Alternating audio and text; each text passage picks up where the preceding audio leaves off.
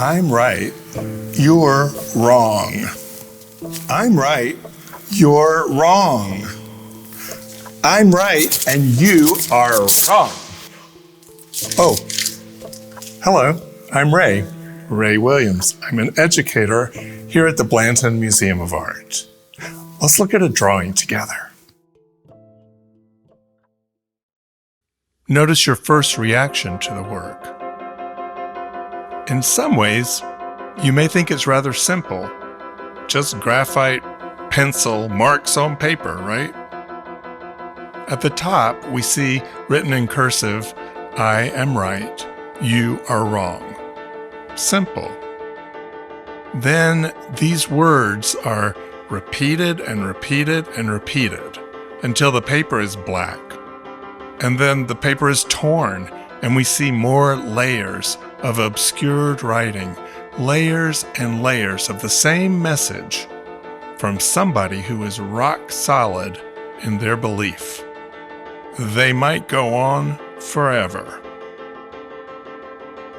The artist even cuts the words into the black, revealing them in contrasting white.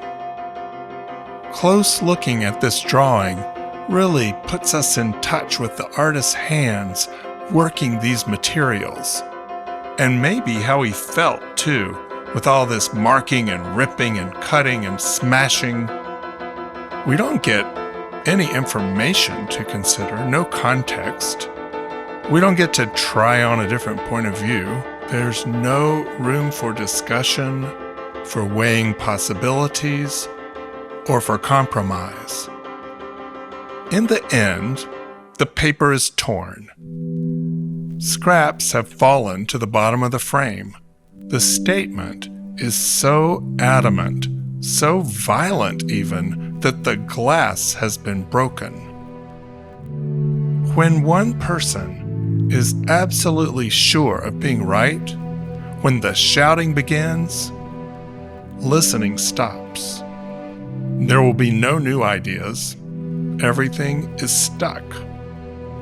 Claude Van Lingen, a white South African, immigrated to the United States in 1978. He made this drawing in 2010 at the age of 79. It is part of a series of artworks in which Van Lingen asks us to think about the future.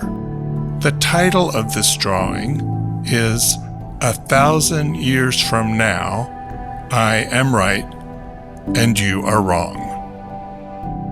The written words, the darkening ground, the torn layers, they help us imagine the consequences of a forceful statement that blocks other points of view, thoughtful analysis, and the flexibility needed to respond to new information. The artist seems to be warning us about rigid thinking and the abuse of power. The drawing communicates a sense of alarm. What if we cannot learn to listen with open minds, to speak clearly and contribute ideas? We will need to work together to create a better future. We're facing many complex issues in our world today. How will we feed the hungry? How will we respect and include people with very different experiences and values? How will we restore the health of the planet? Solutions to such big questions will require many voices, open minds, and deep listening. The future will need people who question, who generate and analyze possibilities, who thoughtfully consider alternatives, and who are prepared to take action. Shouting will not help. Are you naturally curious and able to consider several possibilities at once?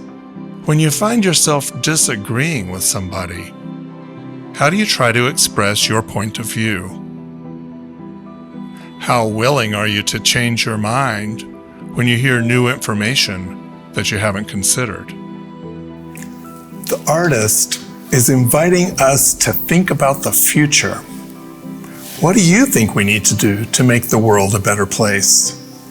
What do others in your community have to say about this? Ask around and be sure to listen with a curious and open mind.